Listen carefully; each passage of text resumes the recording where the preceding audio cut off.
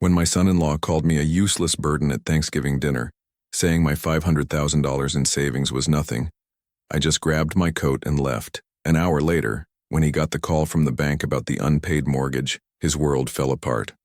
The scent of roasting turkey, a fragrance that for 67 years had meant family and comfort, now hung in the air like a shroud. I sat at the head of the table, a place of honor once, now just a seat to be endured.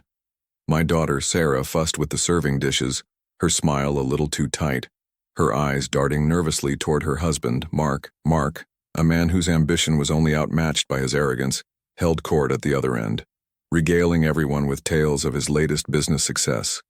He was a realtor, a shark in a cheap suit, and he believed the world was his for the taking. The air was thick with the scent of sage and thyme, but also with a tension that was becoming all too familiar. Every holiday, every family gathering, had become a performance, with Mark as the star and the rest of us as the reluctant audience. I had worked my hands to the bone my entire life. 40 years as a carpenter, building houses from the ground up. My hands were gnarled, my back a permanent ache, but I had built something more than houses. I had built a life. I had put Sarah through college, paid for her wedding, and even helped them with the down payment on their sprawling cookie-cutter home, a place Mark loved to call his empire. My reward? Being treated like a relic, a piece of old furniture that took up space and gathered dust. My stories of the old days, of honest work and community, were met with polite nods and quickly changed subjects. I was a man of the past, and to them, the past was a dusty, useless thing to be forgotten. The conversation, as it inevitably did with Mark, turned to finances. He spoke of investments, of leveraging assets, of a new opportunity that was guaranteed to double our money. He looked at me, a condescending smirk on his face, and said, "You know, Dad, if you had invested your money properly, you wouldn't have to live on a fixed income." The implication was clear. My life's work was a failure, my frugality a sign of ignorance. I've always been a man of few words, and I chose them carefully. "My money is safe, son. It's for a rainy day." It was a phrase my own father had taught me, a simple philosophy of security and independence. Sarah shot me a pleading look, a silent plea to let it go, to keep the peace. But Mark wouldn't let it rest. He saw my quiet demeanor as weakness, a sign of a simple mind he could easily exploit. He saw my patience as a lack of intelligence, my calm as a sign of being out of touch. "Rainy day?" he scoffed, his voice dripping with disdain. "You mean your little nest egg? What is it, a couple 100,000 peanuts? You know, you're sitting on $500,000 and you're just letting it rot in some low-interest savings account. It's frankly irresponsible." The words were a direct hit, a verbal grenade thrown with surgical precision. My blood ran cold. The number. How did he know the exact amount? I had always been careful, always kept my financial affairs private. The realization hit me like a sledgehammer. They had been snooping. They had found a way into my accounts, into my life, and were watching my every move, waiting to pounce. My $500,000 nest egg, the product of 40 years of sweat and sacrifice, was not just a number to me. It was my dignity, my independence, my last remaining stronghold against a world that was becoming increasingly predatory. The true blow, however, came next. He leaned forward, his voice a theatrical whisper, but loud enough for everyone at the table to hear. His eyes, cold and calculating, met mine, and for a fleeting moment I saw not my son-in-law, but a vulture circling its prey. "Honestly, Sarah and I have been talking. You're getting older, Dad. You're a worthless burden. Your savings, they're nothing. Just a drop in the bucket for the kind of care you'll need. We're going to need that money to make sure you're taken care of course." A man whose hands had bled so theirs wouldn't have to. The silence was deafening. Sarah just stared at her plate, unable to meet my eyes, a mask of shame and complicity on her face. The other relatives, caught in the uncomfortable silence, looked anywhere but at me, their faces a mix of embarrassment and morbid curiosity. The air, once thick with the promise of a holiday feast, now felt thin and suffocating. A sudden, chilling calm settled over me. It wasn't the calm of a man defeated, but the kind you feel right before a storm, the still air before the thunder breaks. It was the moment where resignation gives way to a steely, unshakable resolve. I stood up slowly, deliberately. The scrape of my chair against the hardwood floor was the only sound, a stark interruption to the suffocating quiet. I looked at Mark, his triumphant smile still plastered on his face, a trophy hunter admiring his prize.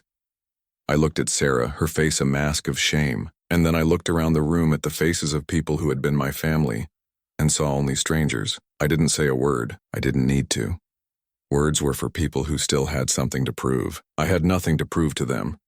I had spent a lifetime proving my worth, and they had chosen to discard it. I simply walked to the coat closet, retrieved my old worn-out overcoat, and put it on. The weight of the wool felt like a second skin, a comforting presence in a world that had suddenly gone cold. I didn't slam the door. I didn't yell. There was no theatrical exit. I just walked out into the crisp autumn air, leaving the smell of betrayal and turkey behind. The walk home was a blur. The cold air felt good on my face, a stark contrast to the heat of my anger. The insults didn't hurt as much as the quiet complicity of my own daughter. I walked into my small, unassuming home, the one they saw as a monument to my frugality, and sat in my favorite armchair. The chair was old but sturdy, much like myself. I didn't cry. I didn't rage. My mind, however, was a whirlwind. For too long I had been the silent, dutiful father, the generous grandfather, the easy mark. They saw me as simple as an old man clinging to the past. They didn't see the years I had spent running my own business, the contracts I had negotiated, the countless balance sheets I had balanced. They didn't see the man who, at 50, had gone to night school to learn about stocks and bonds, not for profit, but for security. I was not a simple man. I was a quiet man, and there was a world of difference. My savings were not just a number in a bank account. They were my dignity, my independence, my last remaining stronghold. And they were trying to take it from me, not with a knife, but with a smile and a holiday toast. Mark's arrogance was his greatest weakness. He had let me know exactly what they wanted, and what they had already done to get it. They were already spending my money in their minds, building new empires on the back of my life's work. A cold, hard resolve set in. This wasn't about revenge. It was about justice, poetic justice, the kind that strikes not with a fist, but with a perfectly timed, precisely aimed blow. The kind that makes the world come crashing down on the very people who thought they were on top. I reached for the old leather-bound address book on the end table, the one with the frayed corners and the pages filled with names I hadn't thought of in years. The first name I needed was Michael, my old lawyer, a man who understood the difference between a family and a corporation, and the legalities of severing the ties between them. The first domino had been pushed. The rest would follow in an orderly and devastating fashion. The silence was over. My quiet defiance had a voice, and it was about to be heard. The following days were a study in contrasts. To the world and to my ungrateful family, I was the same old man. Quiet, reserved, a little distant. I took my daily walk to the coffee shop, sat in the same corner booth, and read the same newspaper. But beneath the surface, a meticulous plan was unfolding, a hidden clockwork ticking away the final seconds of their false reality. My first call to Michael, my old lawyer, had been the key. He was a sharp, no-nonsense man who had handled my affairs for decades. He knew my assets, my wishes, and more importantly, he understood the kind of sharks my son-in-law represented. He had seen countless families torn apart by greed, and he treated my situation not with surprise, but with a weary sense of familiarity. "It's about time, Frank," Michael had said, his voice a low rumble on the other end of the line. "I've been telling you for years to get your ducks in a row. Now you want to burn the entire pond down. But I want to do it so no one gets singed but the ducks themselves." We drafted new legal documents, airtight and ironclad, ensuring that not a single cent of my hard-earned money would ever fall into the hands of Mark or Sarah. The small, unassuming house I lived in, the one they had so gleefully discussed inheriting, was now legally protected under a trust, its ownership transferred to a neutral party with a clear set of instructions. A few keystrokes, a few signatures, and their perceived inheritance, a fortune they had been counting on for years, had been erased in a matter of hours. But the most critical part of the plan went beyond simply protecting my assets. It was a beautiful, intricate piece of legal jujitsu. Mark, in his arrogance, had let slip the exact amount of my savings. This meant he had access to my information. It was a digital violation, a breach of trust I couldn't forgive. Michael's team of investigators, with a few clicks of their own, discovered he had used Sarah's access to my shared bank account, a small joint account I had set up for household expenses, to pry into my finances. The information was a digital trail, a breadcrumb of deceit that detailed every unauthorized inquiry and every attempt to access my accounts. We collected the evidence, a stack of paper that would later become a quiet but deadly weapon.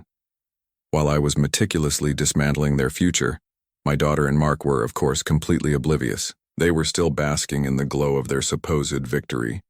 Sarah called a few days after Thanksgiving, her voice strained and apologetic, a performance of contrition I had seen 100 times before. Dad, I'm so sorry about Mark. He didn't mean it. Didn't he, Sarah? Because it sounded to me like he meant every word. All of it. The mortgage. It was a detail I hadn't forgotten. A key piece of information that had been hidden in plain sight. Mark's grand house, his symbol of success and status, was built on a foundation of precarious debt. A large variable rate loan that he had been bragging about refinancing for months. A process that had been, unbeknownst to him, quietly rejected due to some minor, but critical, financial inconsistencies on his part. He had been counting on a massive infusion of cash to cover the next big payment. My cash. He had in his mind already spent it. I played my part perfectly, the old man who was easily mollified. I understand, honey. We'll talk about it later. I just need a little time to myself. They saw my silence as surrender, not as a well-timed strategic retreat. They saw my hurt feelings as a minor inconvenience, something to be smoothed over with a few empty words before they could get back to their real business. Securing my money. The climax of my plan revolved around that mortgage. A few weeks before Thanksgiving, Mark had cornered me asking for a small loan to cover some short-term business expenses. Just a few thousand to get me over the hump, he'd said, his voice oily with false charm. A performance I had seen through from the start. I had, to his delight, given him a check for a substantial amount, a number I knew would give him a false sense of security. What he didn't know was that the check was a silent bomb. On Michael's advice, I had set up a new temporary account with a large, but seemingly plausible, overdraft limit. The check was drawn on that account. A week later, after he had cashed it, I simply closed the account, making the funds and the transaction completely untraceable to my main finances. The legal papers from Michael's office would prove that the debt was to an account that no longer existed. A beautifully intricate piece of legal maneuvering.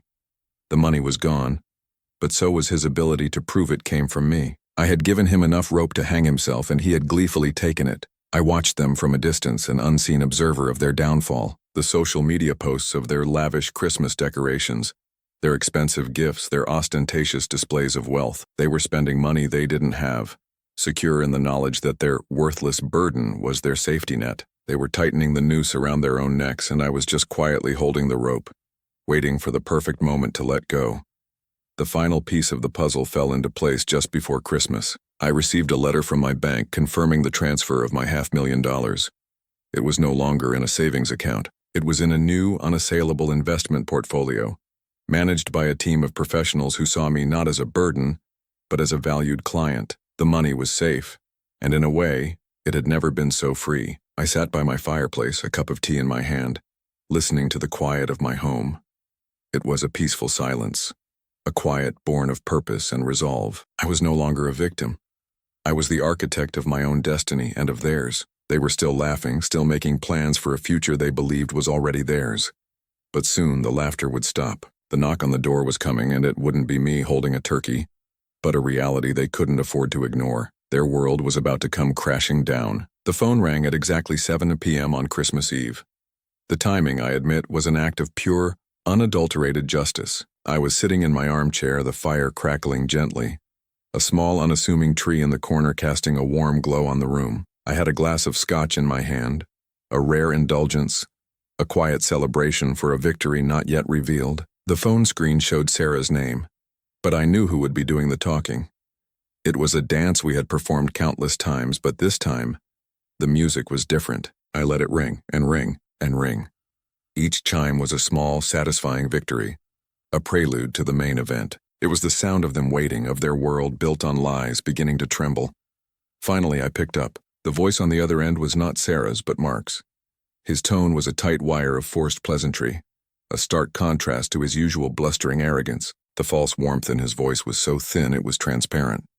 "Dad, Merry Christmas. We were just about to call you." "Where have you been? Sarah's worried sick." He wasn't worried about me, he was worried about his wallet.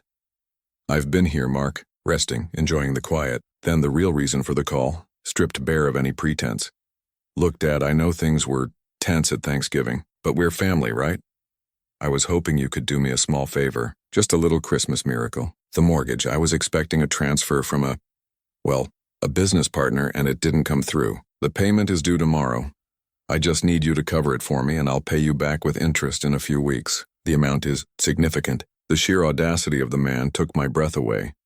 He was asking me for more money than he had ever earned in a year, and he had the nerve to act like it was a small favor, a casual request between family members. The man who had called me a worthless burden was now begging me to save him from a fate he had brought upon himself. "I see. You want $150,000, I said, my voice rising just enough to cut through his flimsy facade. "The payment you were counting on from your partner wasn't me, was it, Mark? It was a check from an account you now know is closed. The money I gave you for your business expenses was the same money you were planning to use for this payment, wasn't it? The money you took from me." He had been caught. His carefully constructed web of lies had just been torn to shreds. How did you know?" he stammered, his facade crumbling into a pile of ash. "I've always known, Mark," I said, my voice steady, my resolve as hard as steel. "I just chose to ignore it, until you called me a worthless burden. Until you and my own daughter decided my life's work was something you could just take. So let me ask you a question.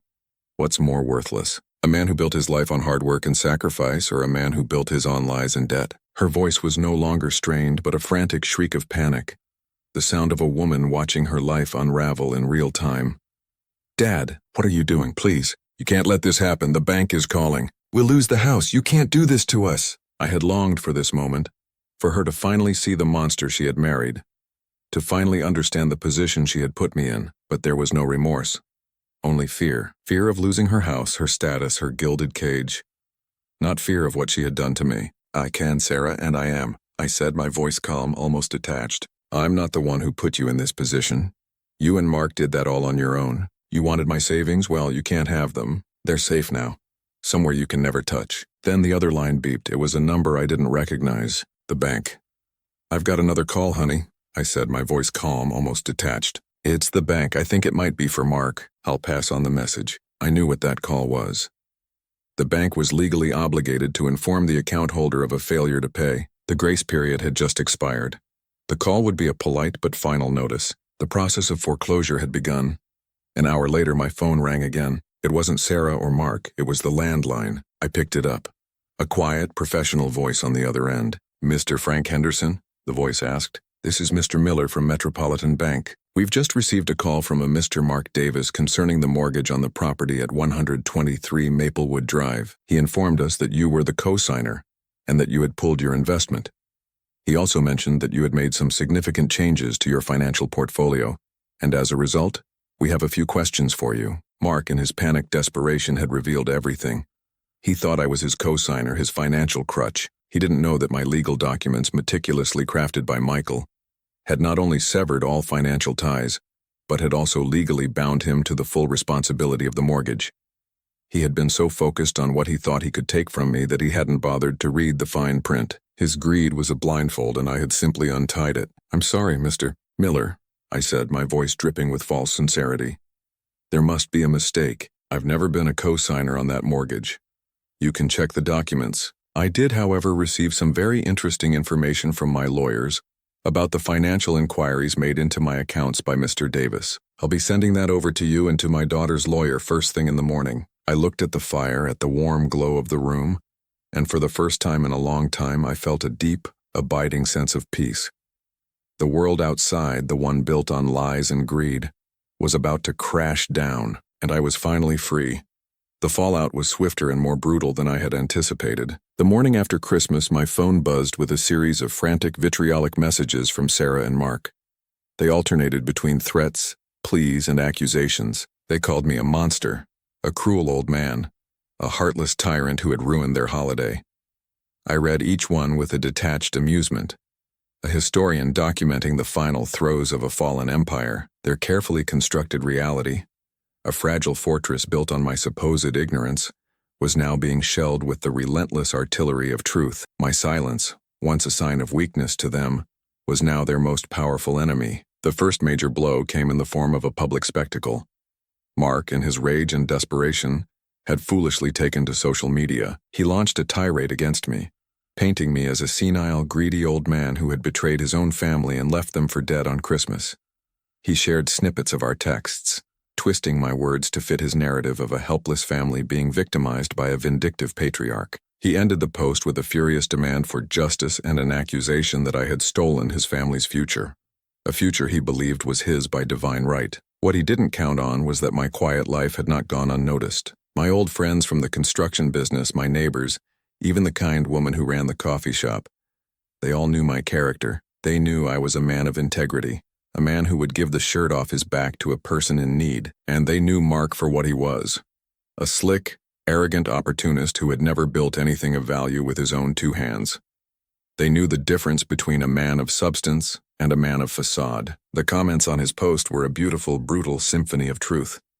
My old friends defended me fiercely, sharing stories of my generosity, my tireless work ethic, and the sacrifices I had made for my family. The coffee shop owner, a kind, elderly woman named Eleanor, posted a picture of me, my daily newspaper in hand, a simple, dignified man enjoying a quiet moment. She wrote, "This is not the face of a monster. This is the face of a good man who gave everything for his family and was repaid with disrespect." The truth was a tidal wave, and Mark's lies were a flimsy sandcastle, now being washed away by the relentless tide of public opinion. He was publicly humiliated, his professional reputation as a trustworthy realtor now in tatters. The irony was not lost on me. The man who had called me a worthless burden was now being judged by the court of public opinion, and he was being found lacking. The financial dominoes continued to fall. The bank, now armed with the evidence of Mark's unauthorized inquiries into my accounts and the legal documents proving I was not a co-signer, had no choice but to accelerate the foreclosure process. The grand house, the symbol of their supposed success, was now a ticking time bomb. The life they had so ostentatiously displayed on social media, the parties, the lavish gifts, the expensive vacations, it was all a facade, a hollow shell built on a foundation of debt and lies. Sarah, in a last-ditch effort, came to my house. She stood on my porch, shivering in the cold, her eyes red and puffy. She looked nothing like the confident woman who had been so complicit at the Thanksgiving dinner table. The years of complicity and silent shame had finally taken their toll. "Dad, please," she sobbed, her voice a broken whisper. "Just give us the money. We'll pay you back, I swear." "With what?" "The money you were going to inherit from me. The money you and your husband believed you were entitled to. You know, be so petty." "Is it petty to want my dignity? Is it petty to want to live out my life in peace without being seen as a bank account to be raided? You let that man call me a worthless burden, Sarah. You sat there and said nothing. Now you're here on my doorstep because the burden has been lifted and you don't have a floor to stand on. But that love could not, and would not, be a weapon used against me. My silence had been a lesson, a quiet act of defiance that had been ignored. Now my action was a consequence, a loud and clear message that my dignity was not for sale. The love of a father, I realized, could not be bought or sold. It had to be earned. I received a call from Michael later that day. "Frank, the bank is moving forward. The foreclosure will be finalized in a matter of weeks. And Mark's real estate license, well, let's just say his public display of honesty has garnered a lot of attention from the right people. He's being investigated for a number of fraudulent claims and potential ethics violations. The dominoes are really falling now. The house, their grand fraudulent edifice of a life, was gone. Mark's career, the very foundation of his arrogance, was crumbling. The financial security they thought was mine and therefore theirs was a ghost. They had tried to take everything from me, and in the process they had lost everything themselves. I looked around my small, quiet home. It was filled with memories, with the scent of wood and old books, with a peace that no amount of money could buy. I was a man of simple pleasures, and they were all I had ever wanted. The chaos that was consuming their lives was a stark reminder of the choices they had made and the consequences they were now facing. The world they had built on lies and greed was now coming crashing down around their ears, and I was simply a man, finally at peace, watching the debris settle. The days that followed were a quiet balm for a wounded soul. The frantic calls and desperate pleas from Sarah and Mark eventually stopped, replaced by a deafening silence. It was the silence of a battlefield after the last cannon has fired, the stillness of a storm-ravaged sea. The foreclosure on their house went through, a cold, unceremonious process that they had once believed would only happen to other, less successful people. The public humiliation, coupled with the legal investigations into Mark's business practices, had cost him his job and his reputation. The very foundation of his arrogance, his ability to manipulate and deceive, had been exposed for what it was. A house of cards built on borrowed money and stolen dignity. It all came crashing down not with a bang, but with the quiet, devastating click of a gavel. My own life, meanwhile, was undergoing a quiet renaissance. The $500,000, now safely invested and growing, had given me a sense of security and freedom I hadn't felt in years. I wasn't just financially secure, I was emotionally free. The burden of my family's expectations, their greed, and their constant need for more had been lifted. The worthless burden was now a man of purpose, a man who had reclaimed his life with a quiet, powerful act of defiance. The money wasn't just a number anymore. It was a symbol of my rediscovered independence. I began to reconnect with my old friends. I started going to a local woodworking class, not to make a living, but for the sheer joy of creating with my hands again. The smell of sawdust and fresh-cut pine filled me with a sense of purpose I had long forgotten. There I met a wonderful woman, a retired librarian named Clara, who shared my love for quiet conversations and the smell of old books. We would talk for hours, not about money or property, but about life, about the simple, profound beauty of a well-made wooden box, a testament to patience and craftsmanship. She saw me, not as a source of money, but as a man of substance, a man with a rich history and a peaceful heart.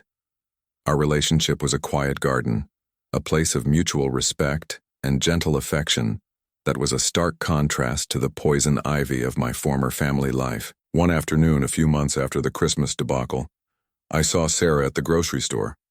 She was pushing a shopping cart, her clothes a little more worn, her face a little more gaunt. The years of complicity and silent shame had finally taken their toll, etching lines of worry where a smile used to be. She saw me, and her eyes widened in a mixture of shame and fear. She tried to turn away, but I walked up to her.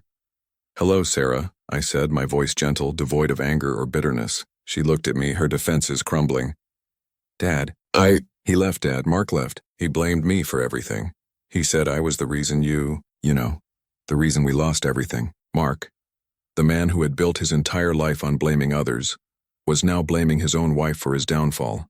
The man who had taken everything from me was now left with nothing, not even his own wife's loyalty. He'll always find someone to blame, Sarah," I said, my voice full of a sorrow that was both for her and for the past. He never learned to be a man, just a boy who wanted things he didn't earn. It was for a few $1,000s, a small but substantial amount, enough to give her a fresh start.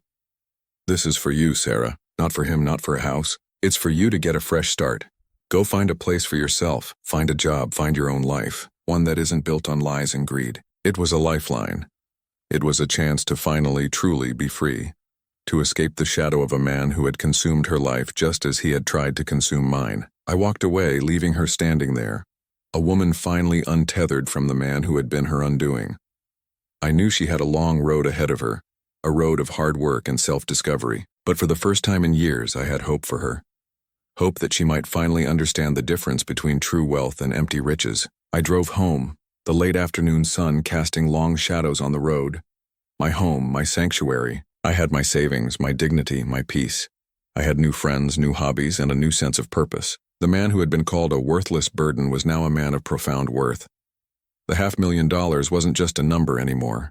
It was the key to a future of my own design. I had found my freedom, and in the process I had shown the world that true wealth isn't measured in dollars and cents, but in dignity, integrity, and the quiet satisfaction of a life well lived. Their world had crashed down, and mine had just begun.